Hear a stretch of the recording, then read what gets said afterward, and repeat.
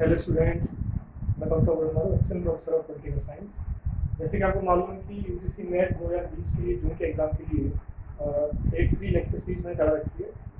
उस lecture series में हम पढ़ रहे थे वेस्टर्न पॉलिटिकल थिंकर्स के बारे में, यानी कि पाश्चात्य राजनीतिक विचारधारा में पढ़ रहे थे, पाश्चात्य राजनीतिक विचारों के बारे में पढ़ रहे थे। ठीक है, तो उसमें पाश्चात्य राजनीतिक विचारों में हमने पढ़ा था प्लेटो के बारे में। ठीक है, अब राजनीतिक सिद्धांत में या पॉलिटिकल थ्योरी में एक और सिद्धांत इसको बोलते हैं संप्रभुता, सॉवरेनिटी। अंग्रेजी इसको बोलते हैं सॉवरेनिटी या संप्रभुता। संप्रभुता पॉलिटिकल साइंस का इंपॉर्टेंट पार्ट है, इसके बिना राजनीतिक सिद्धांत संपूर्ण नहीं है। संप्रभुता का सिद्धांत जो है वो यूरोप में इसकी स्थापना हुई 16वीं शताब्दी के अंदर। ठीक है, संप्रभुता जो है वो अंग्रेजी भाषा में इसको बोलते हैं सॉवरेनिटी बोलते हैं। और वो जो ये जो शब्द है ये लैटिन भाषा का एक शब्द सुपरेनस से बना है। और सुपरेनस का मतलब होता है सर्वोच्च शक्ति, यानी कि राज्य के शासन करने की सर्वोच्च शक्ति, सुपर पावर, इसको बोलते हैं संप्रभुता, क्योंकि इसके बिना हम राज्य की कल्पना नहीं कर सकते। ठीक है, और ये जो है इसको हम राज्य की आत्मा भी कहते हैं, सोल ऑफ स्टेट, राज्य की आत्मा भी ये है। ठीक, इसके अलावा जो है कुछ विद्वानों ने इसके बारे में अलग अपने विचार दिए हैं। जैसे विलोबी महोदय कहते हैं कि जो संप्रभुता है वो राज्य की सर्वोच्च इच्छा है, यानी कि संप्रभुता है वो राज्य की सर्वोच्च इच्छा है। किसने कहा है? विलोबी ने कहा है कि संप्रभुता राज्य की सर्वोच्च इच्छा है। ठीक है, और इसके अलावा जो राजनीतिक विज्ञानी है, जो पॉलिटिकल साइंटिस्ट हैं, राजनीतिक शास्त्री हैं, उन्होंने संप्रभुता के दो भाग बताए हैं। संप्रभुता को दो भागों में बांटा है, एक तो बांटा आंतरिक में, एक बाहरी में, यानी राज्य की सर्वशक्ति दो भागों में बटी गई, internal sovereignty and external sovereignty. Internal sovereignty आंतरिक संप्रभुता का मतलब होता है कि राज्य जो है, जो राज्य सरकार की शक्ति है, वो आंतरिक रूप से स्वतंत्र है, उस पर किसी का दबाव नहीं है। ठीक है, उसको बोलते हैं आंतरिक संप्रभुता। ठीक, कि सरकार जो है राज्यों को, राज्य सरकारों को केंद्र सरकार कैसे चलाती है, राज्य में क्या चलना है, मतलब देश अंदर से स्वतंत्र है, उसको बोलते हैं आंतरिक संप्रभुता।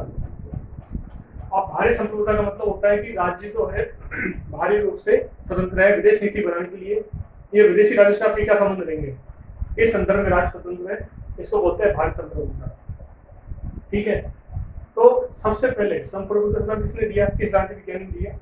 तो फ्रांस में एक बहुत बड़े विद्वान हुए, कानून के विद्वान भी है, राजनीति शास्त्र के विद्वान भी है, इतिहास के विद्वान भी है, वो उनका नाम है जॉन बोंदा ने एक पुस्तक लिखी, 6 बुक्स कंसर्निंग रिपब्लिक। ये बुक लिखी थी उन्होंने, किताब लिखी थी 1576 ईस्वी में। ठीक है, 1576 में इस बुक में उन्होंने संप्रभुता शब्द का प्रयोग किया। एक बात तो ये है, ठीक है ना। और इसके अलावा इनका मतलब कि सिद्धांत भी ये रहा है, इन्होंने कहा है कि जो है इसने बोंदा की परिभाषा है कि राज्य की जो सर्वोच्च शक्ति वो संप्रभुता कहलाती है। राज्य की सर्वोच्च शक्ति जो है वो संप्रभुता कहलाती है, या फिर राज्य की वो शक्ति जो कि प्रजाजनों पर, नागरिकों पर अपना संपूर्ण शासन करे, उसको बोलते हैं संप्रभुता। ये किसने कहा? बोंदा ने कहा है। इसी प्रकार से एक परिभाषा और है जिसका जिक्र करना जरूरी है, उस परिभाषा को दिया है जॉन ऑस्टिन ने। ठीक है ना, क्योंकि संप्रभुता के सिद्धांत में जॉन ऑस्टिन का नाम भी बहुत इंपॉर्टेंट है। ठीक है, तो जॉन ऑस्टिन ने भी परिभाषा दी है। उसने कहा है कि यह जो है सर्वोच्च शक्ति है, जो प्रजाजनों पर, नागरिकों पर चलने वाली है, मर्यादित है, लेकिन इसको कोई कंट्रोल नहीं कर सकता। तो यह है संप्रभुता। ठीक है, ऑस्टिन ने ये परिभाषा दी है। अब अगली बात यह है इसके अंदर कि संप्रभुता सिद्धांत जो है, जो सॉवरेनिटी का सिद्धांत है, इस सिद्धांत को मानने वाले जो विद्वान है उनके दो भाग हैं। कुछ विद्वान बोलते हैं कि संप्रभुता जो है केवल राज्य में ही निहित है और कहीं निहित नहीं है, केवल राज्य में ही है, उनको बोलते हैं एकलवादी संप्रभुता सिद्धांत, मोनोपोलिस्टिक अंग्रेजी में बोलते हैं इसको, मोनोपोलिस्टिक सॉवरेनिटी। एकलवादी यानी कि इनका मानना है कि संप्रभुता केवल राज्य में ही निहित है और बाहर निहित नहीं है। जॉन बोंदा और ऑस्टिन इसका समर्थक है। ठीक है, जबकि दूसरे जॉन को बोलते हैं बहुलवादी संप्रभुता, प्लूरिस्टिक सॉवरेनिटी। इनका मानना है कि राज्य की संप्रभुता जो है वो राज्य तो है ही, इसके अलावा अन्य संघों में भी, अन्य संस्थानों में भी, जैसे कि समाज में, परिवार में, अर्थव्यवस्था में, हर जगह, सैनिक संगठनों में, सामाजिक संगठनों में भी संप्रभुता निहित है। तो उन्होंने कहा है कि जैसे राज्य संप्रभु, ऐसे अन्य संघ भी उसी के समान है, राज्य के समान ही अन्य संघ समाज है, समाज के अन्य संघ है वो समान है। बहुलवादी मानते हैं बहुलवादी कि राज्य जो है उसी के साथ अन्य संघ भी है राज्य के अंदर, तो उनको भी बराबर शक्ति मिलनी चाहिए, उनकी बराबर शक्ति होती है, कोई सर्वशक्तिता नहीं होती, कोई सर्वोच्च शक्ति नहीं होती, सब शक्तियाँ बराबर होती है। ठीक है, ये बहुलवादी ने कहा है। लेकिन एकलवादी कहते हैं कि सर्वोच्च शक्ति का राज्य में नहीं होता है, एक को मानने वाले, ये बहुत सारे को मानने वाले। तो बहुलवादी का मुख्य नाम आता है एक तो आपका गियर का, गियर, और एक आता है लॉस्की का नाम। मेन दो है इंपोर्टेंट, आपके नेट के काम पूछा ऐसा ही। कौन कौन बहुलवादी है? गियर और लॉस्की, ये दो इंपोर्टेंट बहुलवादी है जो मानते हैं राज्य की संप्रभुता की शक्ति राज्य के साथ साथ अन्य संघों में भी है, अन्य जगह भी है। क्योंकि एकलवादी में आते हैं ऑस्टिन और बोंगा, ये मानते हैं कि राज्य की शक्ति जो है वो केवल राज्य में, समाज में किसी और जगह नहीं है, केवल राज्य में ही राज्य की संप्रभुता शक्ति शामिल है और कहीं नहीं है। ठीक है, तो ये संप्रभुता सिद्धांत है। अभी बस हम फिर से इसको बारे में करते हैं एक बार। संप्रभुता जो है सुपर शब्द से बना है, जो कि लैटिन भाषा का एक शब्द है। ठीक है, और इसका अर्थ है राज्य की सर्वोच्च शक्ति, राज्य की शासन करने की सर्वोच्च शक्ति।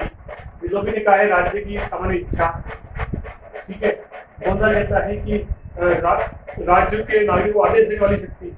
ठीक है ना, तो सबसे पहला शब्द किसने दिया संप्रभुता का? राजनीतिक विज्ञान में सबसे पहले संप्रभुता का सिद्धांत किसने दिया? जीन बोंदा ने दिया।